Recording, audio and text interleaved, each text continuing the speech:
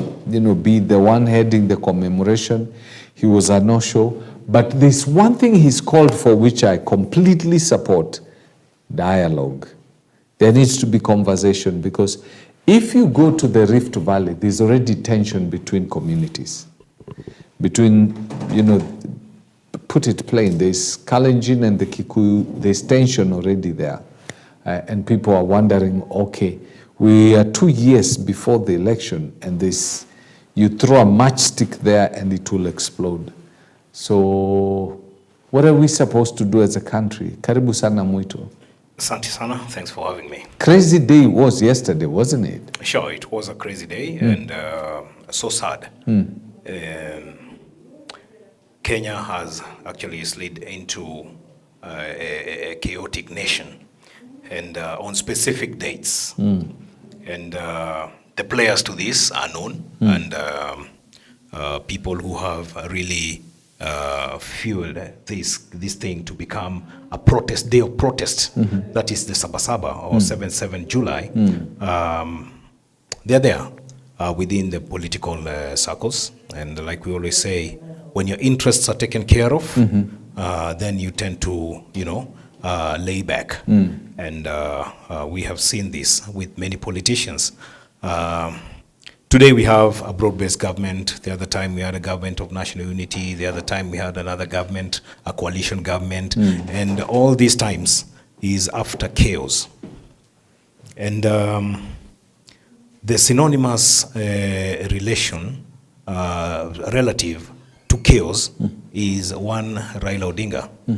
As leader of the ODM, anytime he loses elections, there is always chaos, and Sabasaba comes, he uses it as a platform again to make the country ungovernable by inciting more during the Sabasaba politics. Yes. Let alone this time, my friend. Yeah, this time he has nothing to do. It when you talk probably emanates from somebody anytime else. you talk about a tree, you discuss the branches, know that it actually came from a seed, from the roots and the stems, and they continued growing until they now produce what they're producing. Let's not look at the chaos where they have started or where they're ending. Raila Odinga calling for dialogue.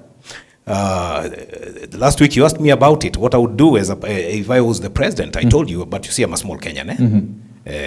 I said we like to hear the who is who talking. Then that's the time we believe then dialogue makes sense. We spoke before him. You think we lacked the brains? No. And it's not you I'm asking the question. It's Kenyans who think that the only way you can get something to obey and adhere to it is when it's spoken by the so-called who is who. Until you forget they're the cooks of protests. Yes. Ask yourself. We are blaming the Generation Z, the Gen Zs. We are blaming them today. Who declared that there should be no mentorship in school? Mentorship in what sense? Who declared that there should be no prayer sessions for the students in school? It was one Fred Matiang'i, who wants to become the president, and now we are blaming the generation that is unruly and it has not been guided. Who took away what they deserved? They deserve to be taken care of, guided, But the ones who knew that they needed to do that responsibility, they took it away. So who came in the defense of the Gen Zs, that generation? Because we're talking about 2017. Today, they are 22. They need this. They're the ones in college. They need ID cards. They need help. Now they began to taste what it means to be part of the government. Before now they get down to employment and begin to be taxed. I'm trying to see a generation that can be unruly. But who lost it? It's we who lost it. And like I always say, if you mention just the word soda, what comes into your mind? I would have mentioned it, but I'll be advertising the song. Yes. Okay, I don't mind. They don't pay me. I'll think about Coca-Cola. If I mention mobile phone service, somebody knows which one I'm talking about. The biggest in Africa, the one in Kenya. Yes. Maybe Safaricom. Is no secret. If you mention Maandamano in Kenya, you can't leave Raila Odinga out of it.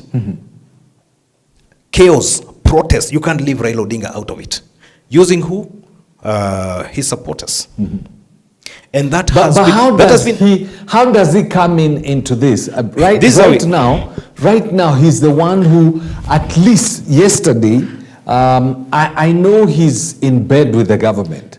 But what he said yesterday makes a lot of sense, because I don't think this country it does make a lot of sense. Can be governed it the does way we are going. It does make a lot of sense.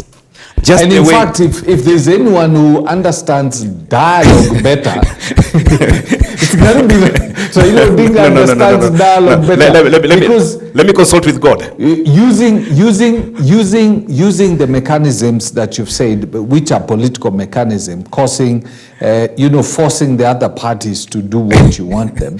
He's mastered the art of dialogue. Let me consult with God from the scriptures. David had bloodied his hands, but he had this noble idea. I need to do a very special thing for my God, the God I love, the God who calls me his friend, the man, he declares that I am the man after his heart. So close to God, but God dismissed him. Yes. Saying you're not the right person to do the construction, but I'll allow you to do something. I'll allow you to gather all the material that is needed for the temple and the construction of the temple. Raila Odinga can only do one thing. Talk to his supporters and tell them, now tuache ile mambo tulikuwa tunafanya zamani. Because he's the one who caused people to go to chaos. Then after he signs the deal and shakes their hands, that thing goes off. You ask the supporters, so how are you benefiting? Nothing. Even right now, you ask them, how have you individually benefited from this? Because whatever was to be passed in parliament by the several MPs, 349 MPs, whatever they passed, if it's bad tax, it will still eat up the members of the ODM, the ones he leads. But how about him? There must have been a deal. So him is okay. And the people, the ilks, the ones who you saw around there, the 40-year-old guys like Junet, the young guys who never saw 1990, they were still, they were still young boys, small boys. So such have no history of what it means to commemorate, They found chaos.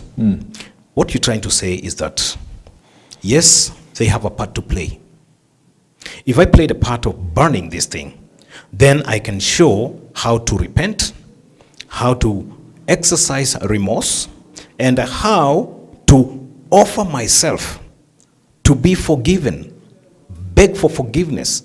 So you're saying Raila should ask not him alone. I'm not talking about him alone. I'm talking about anyone who has been a perpetrator of violence. Even 2007, there was Pentagon and the other group, and there were these people, and that included many people, including our leadership. So what you're trying to say, we need to get to a point where we revisit, we do a soul search. Now, let's not thump our chest because people seem to have forgotten that we have been the ones who've been telling them, hey, tomorrow, no mercy. Yeah. And what I'm trying to say is that these are not the people who will build the temple. The temple will now be built by another section of Kenyans, Kenyans from another section called the religious section. The civil society, members of the society, because when you talk about the religious sector, what Raila Odinga is calling for is we go to Kasarani and any other place. Yet we are the witnesses of one meeting, single national meeting, costing $1 billion plus, and the government is still crippled economically. So when they talk like this, then they know how they're going to benefit. But the priest has Kenyans in his church. Now, if you look at the current setup, and even when these young people started demonstrating, they were completely opposed to the church. In fact, they had even started talking about Occupy. If you look at the situation right now, apart from sorry? Who was opposed to the church? They were the Gen Zs. They were talking about occupy the churches because they said that the church is actually the one that put this guy, President William Ruto, into office.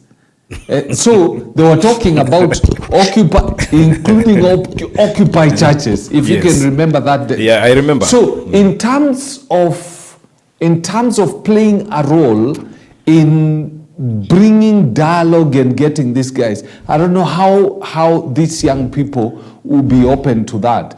But the question is this, because we definitely need some sort of dialogue. If you go to the ground, as I said as we are starting, if you go to the Rift Valley, it's a 207 kind of environment. Yeah. It's a 207 kind of environment. It will take very little to incite people to violence in the Rift Valley. Didn't I say that since 2024, sometimes August, right here, that such drums, we had them in 206 all the way to 207 elections. And we saw the results. And I said those were, from here I call them drums. We had those tunes, we had the drums. And they had started, then they carried off for a while. Now they're doing it underground. Now what I'm trying to say is, you've seen ethnic profiling, yes. A whole banner yes. in Kisumu, picking out individuals because they seem to have known the individuals. That means it's Kamau, Njoroge, Wamboi, Nani, 35, Kibet, Cherono, Nani, Kiprono, their number. That's ethnic profiling. But the main target, even in the manner which the kills are being presented in the daily, in some of the dailies, is not the way it appeared in social media, which was still also live. That's why I always say that the dailies are not the Bible. So I can't believe them wholesome. I know that if my CEO does not stand for what I should stand for, then I'm sacked. And we go the direction of the CEOs and the shareholders.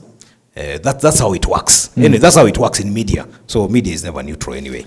But let's come back now to where we were. I didn't want to lose the gist of that discussion. One, what happened yesterday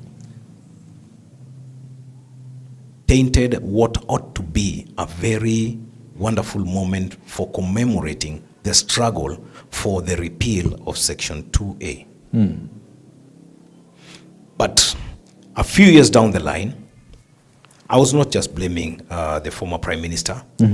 He started taking advantage of July Sabasaba as his day for criticizing and hitting at the government, the sitting government. Yet the one that was being fought against is no more. Yes. And through it, we have had the multi-party, which has allowed the politics now to transmogrify from what it used to be a one-party state and the dictatorship that was there into a more free state than the one we used to have before the year 1990. Because after 2010, we had a new constitution. It's only that we were a bit careless when making the constitution and ignored some very pertinent issues that we are now beginning to see them 25 years down the line, 15 years down the line. But we'll get down to that at some point. But what I'm trying to say is that we are celebrating, enjoying this kind of freedom that we have because others sacrificed. And that started in 1987 when the likes of Stanley Jindo Matiba and Charles Rubia were kicked out of KANU, and they joined the other independent-minded Kenyans, the likes of Kogi Omwere, George Anyona, James Orengo, who is also there. I hear where all this came from. Right now, we have a situation. Yes. that we need to deal with, either with a finality, if we are going to have a country in 2027. As in, we have to be point blank. We have to be straight. Let me. If we don't deal with this matter now, if we don't deal, because in Kenya everybody is we look at things from a tribal perspective. The reason why the Rift Valley is full of tension right now, you can see clips on social media of different people speaking, is because you have protagonists. You have William Ruto and Rigathi Gachagua, and they're taken to be the key things. I listened to some conversation over the weekend with people saying, you promised we promised your leader will support him for 2 years, and then we supported him. You promised us 2 years. You've done 2 years, and you've dumped us, and so you guys you're not trustworthy. And so it's taken these political players, whatever they do in Kenya cannot be divorced from their community. And that's why this demonstration are taking Kikuyu against government, in quotes, kind of a picture. When you talk about ethnic, how do we deal with this? We need to deal with when this. We talk about ethnic profiling, my brother. We talk about ethnic profiling. 2007, the lives that were lost. Mm-hmm. Let's check the grounds. Oh, they obtained our land cheaply. Look at the value today. Mm-hmm. And they were disowned by their elders, mm-hmm, that we actually sold it voluntarily so that we can educate you. These Kikuyus think that the country belongs to them simply because they had this small history of Mau Mau. Of course, it was the only place that was very chaotic. Mm. When we look at what the history of Kenya's freedom for independence was all about, you cannot erase that. How do we do this? I'm taking you very far. Allow me. Please catch the gist of my explanation. Please catch the gist of my explanation. It is not a quick fix. I'm telling you, there are poisoned minds that have been poisoned for years. You don't abracadabra erase them. You don't click your finger and okay, from now henceforth we'll not think like that. There are things that heal day by day. And who has the masses day by day? It's the church. Mm-hmm. It's not the government, really. The government will have to have an organized meeting. But the church can come up with a structure where 20 minutes of our time will have a national dialogue. We'll have dialogue. We'll be after itself. Service. Mm-hmm. We can have dialogue over issues, pertinent issues of this nation. We want to understand ourselves on how we should carry ourselves henceforth concerning matters A, B, C, D. It's time the church does not say, and I'm not blaming them, does not say those are political issues. The God we serve rules over the affairs, all the affairs of men. So the government may not really do it right, because the only thing they can have, that's somebody saying, I'm seeing you on TV. Yeah, something like that. Or maybe, it's too hot today. Because what we are looking at, when I spoke about dialogue, it is a dialogue that is supposed to be continuous and consistent. And who are the parties who are supposed to participate in this dialogue? I've just given you one crucial one. Not just church. I'm talking about religious organizations. The Moslems, where they have the religious organizations. Yes. They have the congregation every week. They have the congregations every time. That is one. If media can reconstruct its focus to the correct ethos and ethics and morality, if they do that transformation, and begin not to follow the interest of the employers and follow the interest of what they call the professional ethics, they have their code, then they would actually execute their duty correctly without bias. Because they have the mouthpiece that is so well amplified to reach to everybody. So if the media transforms, that would be good and does it.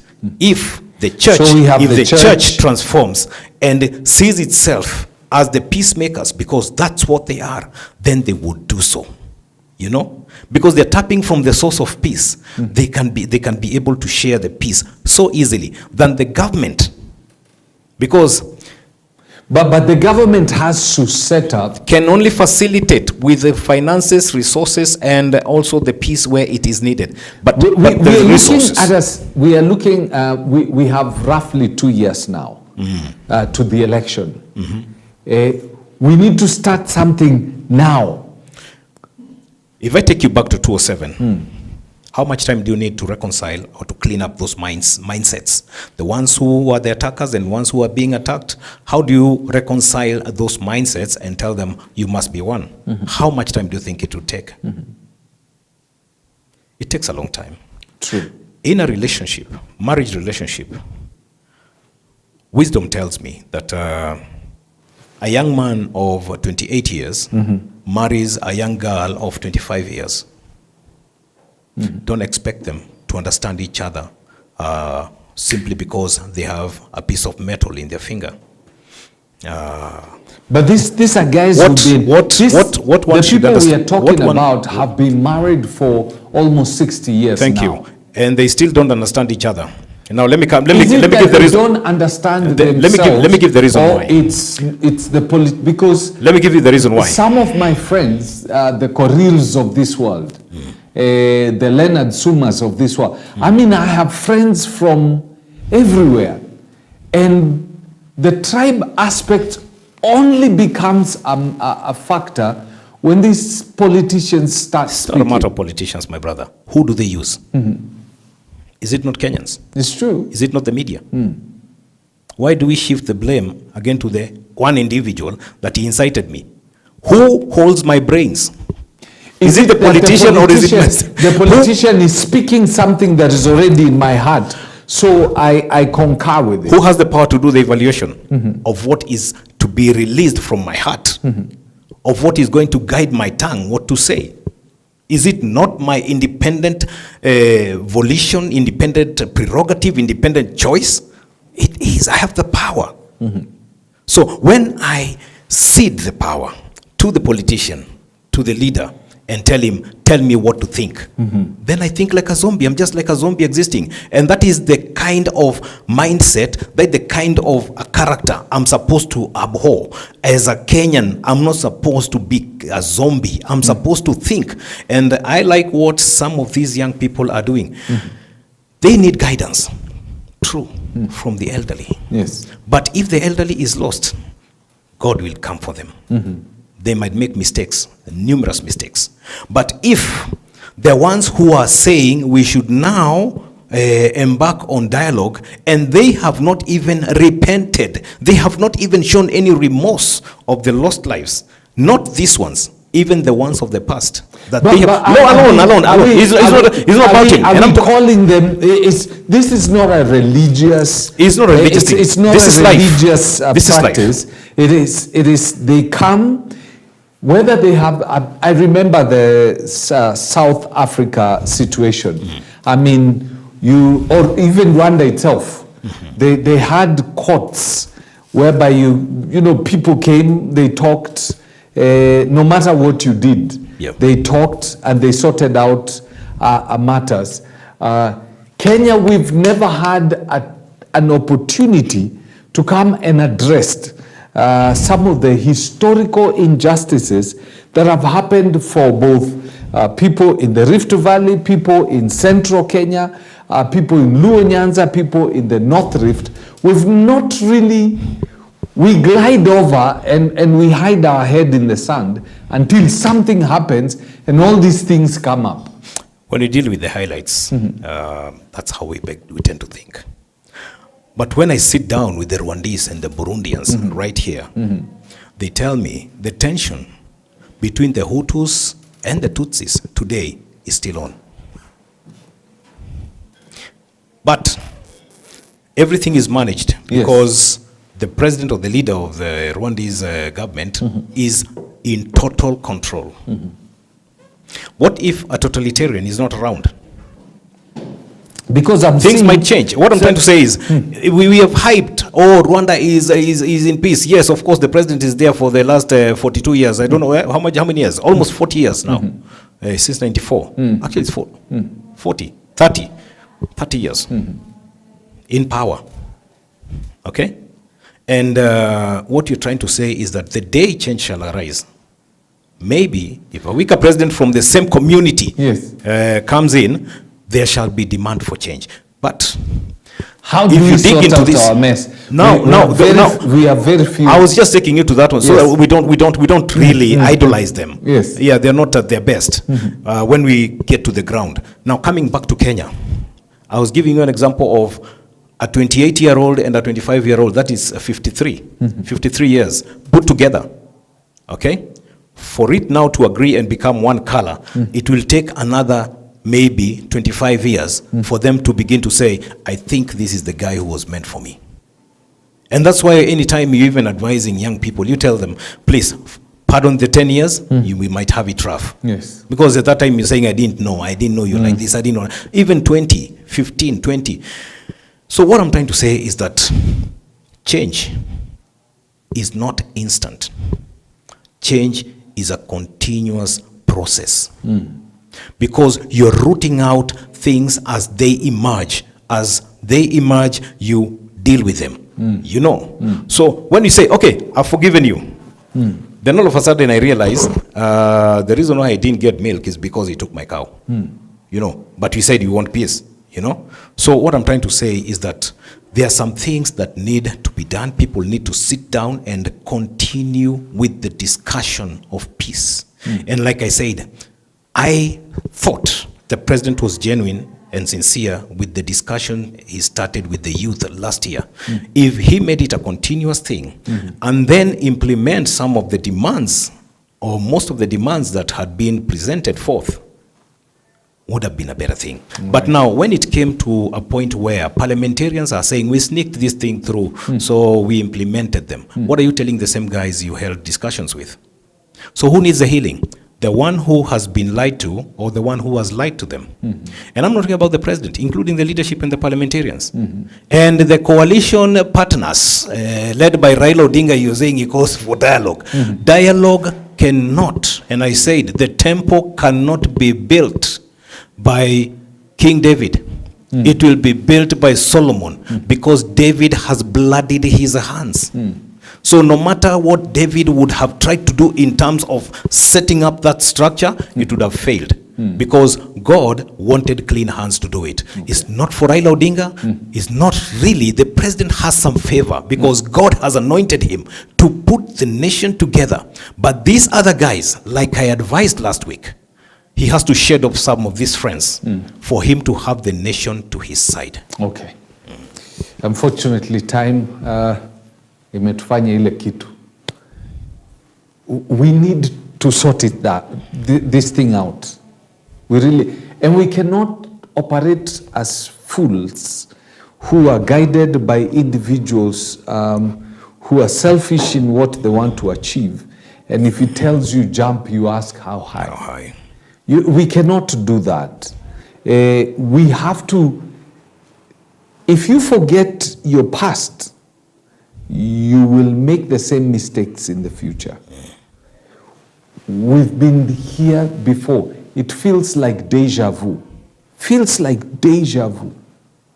And so we need to sit down and ask ourselves, the last time we were here, this is what happened. It is only a mad person who believes that they can do the same thing over and over and get different results. The results are going to be the same thing. If we continue doing and saying the things that we are seeing, then 2027 will be a violent year. We will have violent elections. As in, let that sink. If we go the direction we are going, anza kutafuta mali utaenda. So we need to do something today to forestall that. And pray for Kenya. And we got to pray and do something in this country, right? Do have yourself a lovely morning. Thank you very much, Mureithi, for coming in. Most obliged. At 9, we're going to have Your Faith with Reverend Kavoy. And then at 2 p.m., we're going to have Manukato with with Teddy. He'll be having conversations with different individuals. But pray for this country and do what you need to do. Sindio? Good morning.